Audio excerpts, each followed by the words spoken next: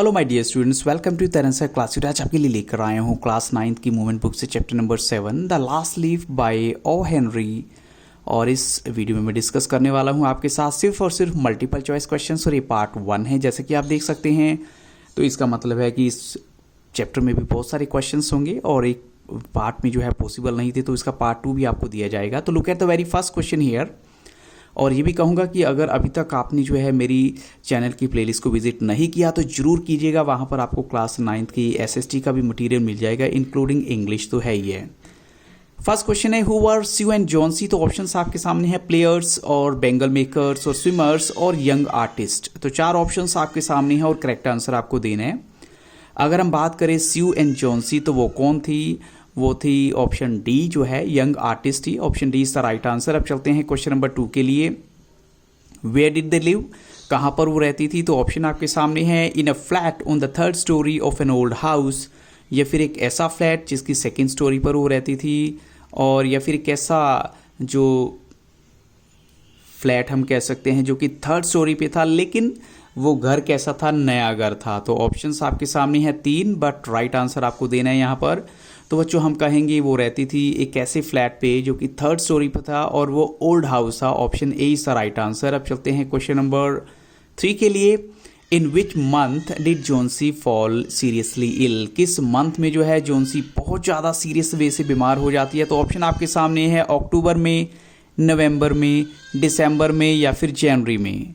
तो बच्चों यहाँ पर राइट आंसर है ऑप्शन बी, नवंबर के महीने में उसकी तबीयत बहुत ज़्यादा ख़राब हो जाती है। Option B is the right answer. अब चलते हैं क्वेश्चन नंबर 4 के लिए। With which disease did Johnsy suffer from, किस बीमारी से जो है वो सफ़र कर रही है, उसको प्रॉब्लम है? तो ऑप्शन आपके सामने है, कोलरा, या फिर निमोनिया, या फिर टाइफाइड, या फिर हेडेक है उसे। तो बच्चों यहाँ पर राइट आंसर है, जो प्रॉब्लम उसे है वो है pneumonia. Option B is the right answer. उसकी वजह से उसकी तबीयत बहुत ज़्यादा ख़राब हुई पड़ी है। क्वेश्चन 5 में देखिए, what did Sue do to create Johnsy's interest in life. Sue ने क्या किया जॉन्सी का इंटरेस्ट उसकी लाइफ में जगाने के लिए? शी टॉक्ड अबाउट क्लोथ्स, या फिर कहें वो फैशंस के बारे में उससे बात करती है, या फिर हम कहेंगे she brought her drawing board into Johnsy's room and started painting, या उसने जो है उसका ध्यान थोड़ा सा, उसकी अटेंशन को थोड़ा सा डाइवर्ट करने के लिए ड्राइंग बोर्ड उसके रूम में ले आती है और पेंटिंग स्टार्ट कर देती है। या फिर हम कहेंगे कि सभी के सभी ऑप्शंस ही यहाँ पर करेक्ट हैं, क्योंकि ये सब बातें जो है सीयू ने की थी। तो बच्चों यहाँ पर राइट आंसर है option D, all of these, यानी ऑल ऑप्शंस आर करेक्ट, क्योंकि सीयू ने सब कुछ किया था ताकि जॉन्सी जो है वो बेटर हो जाए।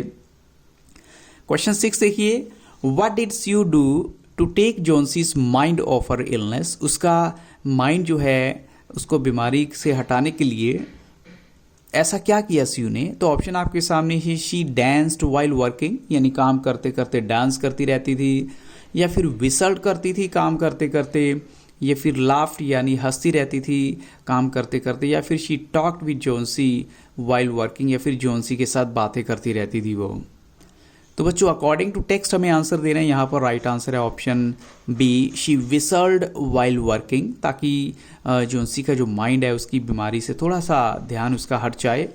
क्वेश्चन 7 देखिए, what did Sue hear about Johnsy saying, यानी सीयू ने क्या सुना जॉन्सी को कहते हुए? तो ऑप्शन आपके सामने है, प्रेयर, या फिर काउंटिंग 12, 11, 10, 9, या फिर कहें सिंगिंग ए सैड सॉन्ग। तो 3 ऑप्शन आपके सामने हैं, बट राइट आंसर आपको देना है बच्चों, और वो राइट आंसर है option B, she heard her counting 12, 11, 10, 9, फिर 8, 7 लाइक दैट। वो एक्चुअल में आईवी क्रीपर के जो लीव्स हैं उनको काउंट कर रही थी। तो option B is the right answer.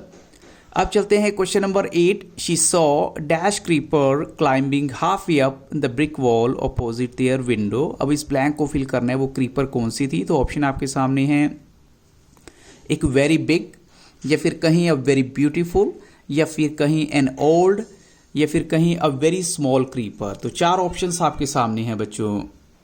तो बच्चों यहाँ पर राइट आंसर है एन ओल्ड क्रीपर। यहाँ पर आपको कहना होगा कि वो एक ओल्ड क्रीपर थी जिसको देखकर जो है जॉन्सी को लगता था कि शायद उसके जैसे ही पत्ते गिरेंगे तो उसकी भी डेथ हो जाएगी। अब चलते हैं क्वेश्चन नंबर 9 के लिए।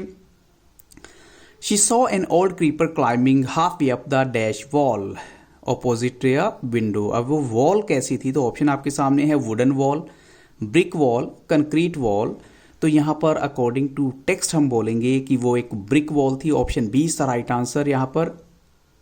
अब चलते हैं हम नेक्स्ट क्वेश्चन के लिए। क्वेश्चन नंबर 10 है आपका, what was causing the creeper shed its leave, यानी ऐसी क्या रीज़न थी जिसकी वजह से उस बेल के पत्ते गिर रहे थे। तो ऑप्शन आपके सामने है, या तो सूरज की गर्मी बहुत थी, या फिर कहीं बारिश की वजह से, या फिर स्ट्रॉन्ग विंड की वजह से, या फिर पेस्टिसाइड्स की वजह से।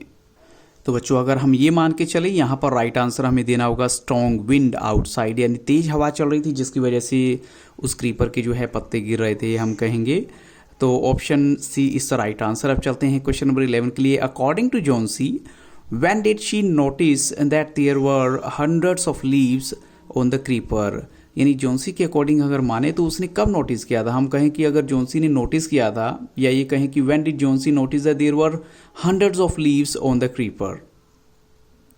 तो सभी ऑप्शंस आपके सामने हैं, 5 days back, 3 days back, 2 days back, या फिर 7 days back.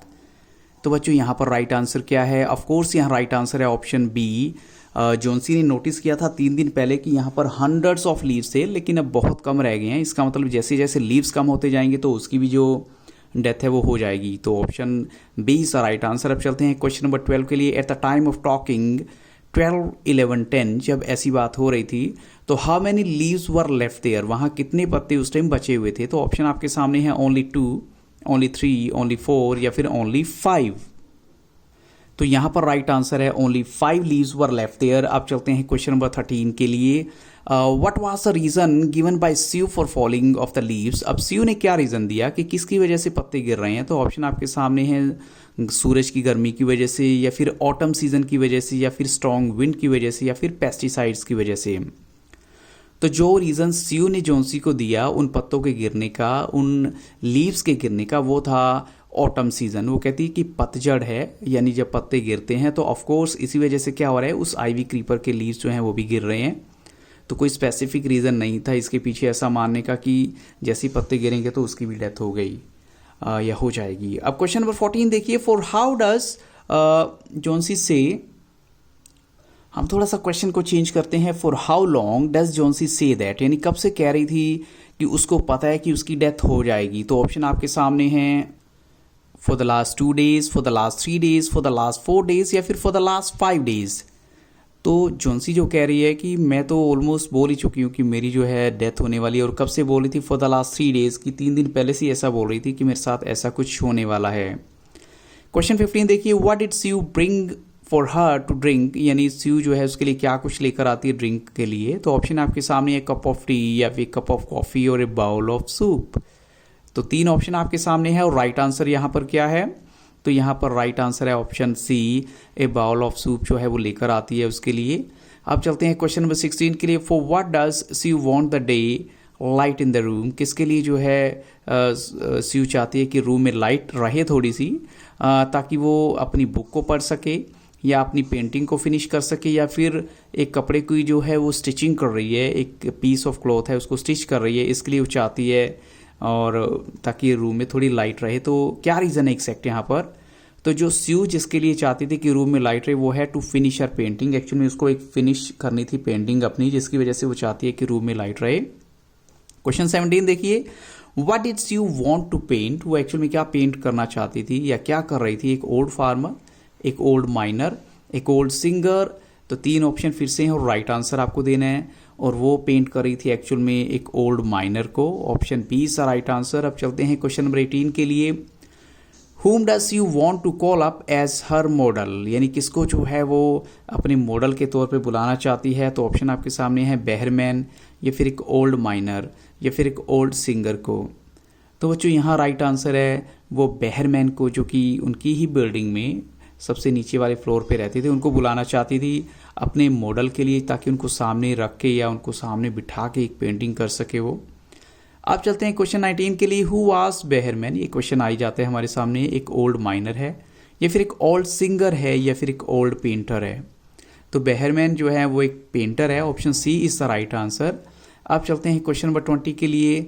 Where did he live, वो एक्चुअल में कहाँ पर रहता था बेहरमैन जो है। तो ऑप्शन आपके सामने है ऑन द ग्राउंड फ्लोर, या फर्स्ट फ्लोर, या फिर सेकेंड फ्लोर। तो बेहरमैन जो है वो रहता था जो कि ऑप्शन ए में हम कहेंगे ऑन द ग्राउंड फ्लोर। अब चलते हैं इसी वीडियो के नेक्स्ट पार्ट के लिए, जो कि आपको कुछ ही पल में मिल जाएगा। सो अगर वीडियो अच्छा लगा हो तो लाइक शेयर और सब्सक्राइब करना मत भूलिएगा। So thank you really very much for watching Taran sir classes and have very nice day.